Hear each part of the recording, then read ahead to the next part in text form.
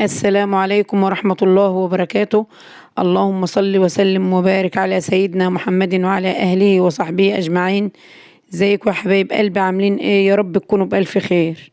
النهاردة بإذن الله هعمل معاكم السمك البلط المقلي اللي مقرمش من بره وجميل بتتبيلة تحفة. طبعا ما فيهوش أي افتكاسة. أتمنى إنه يعجبكم. قبل ما ابدا الفيديو يا حبايبي، اتمنى اللي يعجبه الفيديو ما ينسانيش باشتراك ولايك وكومنت. اول حاجه معانا يا حبايب قلبي هنتكلم عن السمك. طبعا او اهم حاجه في السمك غسيله. بنغسله غسيل جيد وننقعه ونغسله طبعا بليمون وبملح، وننقعه في ميه بملح قيمه ساعه، ونبدا ان احنا نشطفه تحت ميه جاريه كده يا جماعه.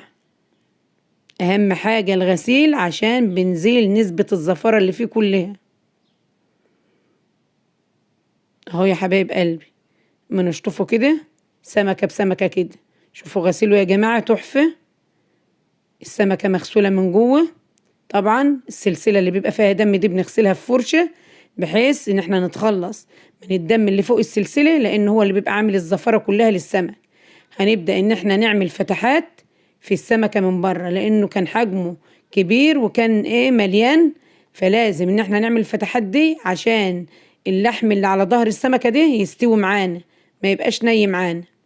نعمل فتحات في السمكة كده دي كلها.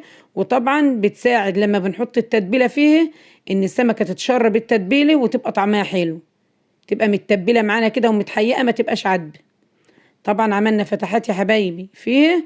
هنبدأ ان احنا نشوف التتبيلة بتاعتنا. معانا كزبرة خضراء وفلفل اخضر، توابل، ملح، بهارات سمك، كزبرة ناعمة، كمون. اهم حاجة الكمون للسمك يا جماعة. هنبدأ ان احنا وليمونة. هنبدأ ان احنا نخلط التتبيلة ديت وناخد السمكة من بره في الفتحات، ومن جوه ندعك السمكة من جوه كده بالتتبيلة.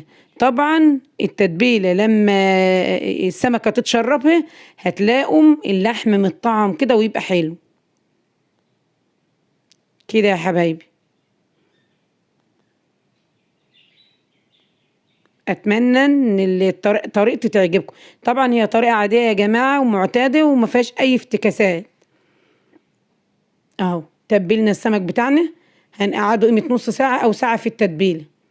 معانا الدقيق، هنجيب كوباية دقيق هننخله ونحط عليه معلقتين 2 نشا. طبعا النشا ليه؟ علشان بتخلي الكفر بتاع السمكة من بره مقرمش وبيبقى طعمه حلو، وبتخلينا السمكة كده ناشفة.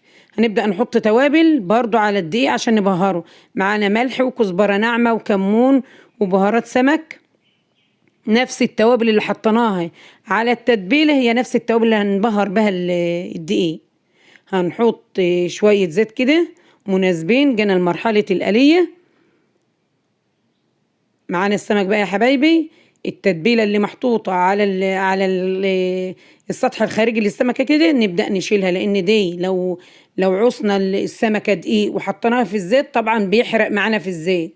فبنبدأ إن احنا نشيل التتبيلة اللي على السطح ده، وندهن السمكة بتاعتنا بالدقيق اللي احنا بهرناه على اليمتين كده يا جماعة. والدقيق الزايد بننفض السمكة كده عشان الدقيق الزايد ينزل. برضو الدقيق لما بيبقى زايد على السمكة بينزل برضو ويحرق في الزيت. هي دي حاجات بسيطة بس بتبقى مهمة ان احنا نعملها. طبعا الزيت قدح معانا، هننزل بالسمك فيه كده علشان نحمره. ما اقولكوش يا جماعة، التتبيلة ديت بتبقى مخلية السمك ريحته جميل وطعمه جميل.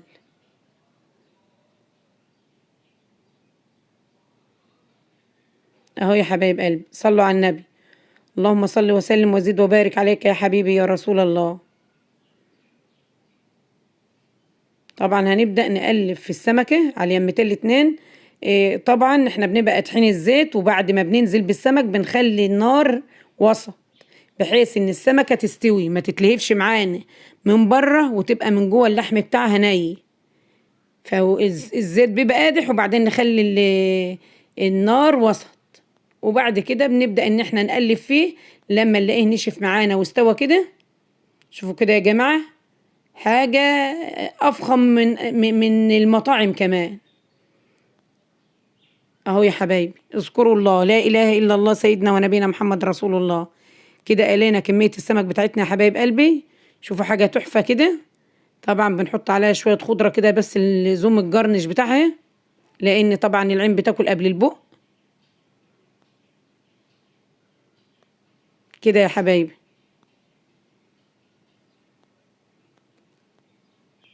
معانا دلوقتي يا حبايب قلبي الزيت بتاع السمك. طبعا الزيت ده متطعم بنكهة السمك اللي السمك انقلى فيه. طبعا ده جميل للرز الصيادية. بنجيب الزيت ونصفيه بمصفى سلك ضيقة، ونبدأ ان احنا نحطه على النار ايدنا عليه اهو يا حبايبي عشان ينقدح. ونزلنا عليه ببصلة كبيرة كده مخرطينها ناعم. اللي عايز يضربها في الكبة، بس انا بحب البصلة يا جماعة تكون متخرطة عشان تبقى قطعة كده، تبقى ظاهرة في الرز. هنبدأ ان احنا ندبل معانا البصلة لما تدبل معانا وتبدأ تاخد صفار خفيف. ايه اللي بيساعد ان البصلة تدبل معانا؟ ان احنا نحط لها معلقة صغيرة كده من بتاعة التوابل الملح. اهي بدأت الملح تساعد البصل انها تدبل معانا هيت وتاخد لون خفيف. نبدأ بعد كده ان احنا ننزل بمعلقة صغيرة توم مفروم، قيمة يعني 3-4 فصوص توم مفرومين. بنشوح الفص التوم مع البصلة كده لما يبدأ ان ريحته تطلع برضه وياخد صفار خفيف. كان معانا يا جماعة من التتبيلة، انا كنت حايشة معلقة ملو معلقة كبيرة من بتاع الاكل كده التتبيلة دي لما الرز الصيادية بنعمل بيها بيوديك في حتة تانية خالص، بيخلي الرز حاجة تحفة. نبدأ ان احنا نشوح التتبيلة بتاعتنا ديت والفص التوم مع البصلة لما تبدأ ريحتهم تطلع معاكي. معانا الرز بتاعنا كنا غسلينه قبل ما نبدأ عمايل الرز ومصفيينه، الرز المصري العادي بتاعنا. كده يا حبايبي هنبدأ ان احنا نشوح في الرز، نشوح فيه جامد، لان مرحلة التشويح هي اللي بتخليلك الرز ده جميل. ما ينفعش ان احنا نحط الرز كده وبعدها على طول نقلبه تقليبه ونروح حاطين المية، لا، لازم نشوحه عشان يديكي النكهة الحلوة بتاعت الرز. طبعا يا حبايبي هنحط قيمة برضه نص معلقة صغيرة ملح اهيت، ونص معلقة فلفل اسمر، وواحدة شوربة دجاج اختياري. طبعا انا عارفة ان انا حطيت ملح في الاول لتتبيل البصل، والملح اللي انا بحطه ببقى عارفة ان انا بحط قد ايه، بحيث ان هو برضه ما يطلعش حادق معايا. لازم الحاجة بتاعتنا كده تبقى مظبوطة برضه في الحد. هنشوح الرز معانا جامد يا حبايب قلبي، تشويحة كده محترمة لما يبقى مفلفل معانا كده ويبقى حلو. اهو يا جماعة بوريكم ان هو فلفل معانا من كتر التشويح. هنبدأ ان احنا نحط له كمية المية المظبوطة بتاعته. طبعا احنا عارفين ان الرز المصري الكوباية بتاخد كوباية.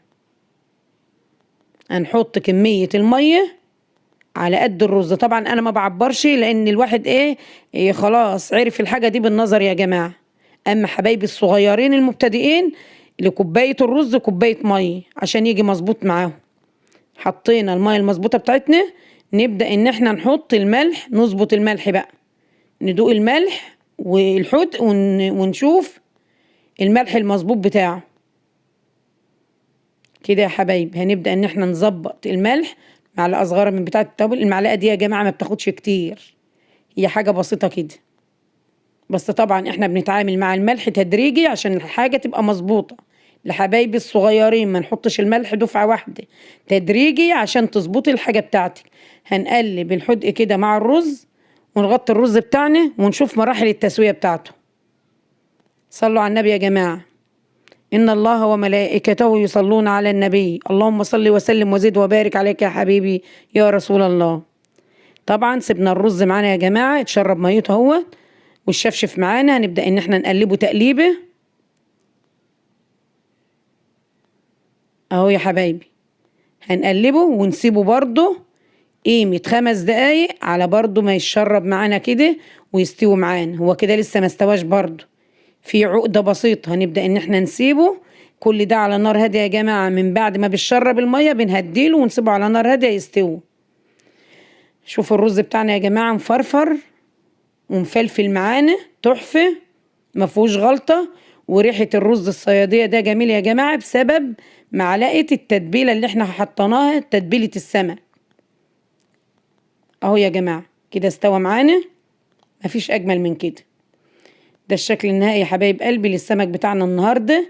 الكفر بتاعه مقرمش بسبب معلقتين النشا اللي احنا حطيناهم على الدقيق، والتتبيله مخليها حلو جميل، والتوابل اللي احنا بهرنا بيها الدقيق حاجه كده خيال، احلى من المطاعم. اتمنى ان الفيديو النهارده يا حبايب قلبي يعجبكم، واللي يعجبه الفيديو ما ينسانيش باشتراك ولايك وكومنت حلو. ربنا يسعد قلوبكم. استودعكم الله الذي لا تضيع ودائعه، والسلام عليكم ورحمة الله وبركاته.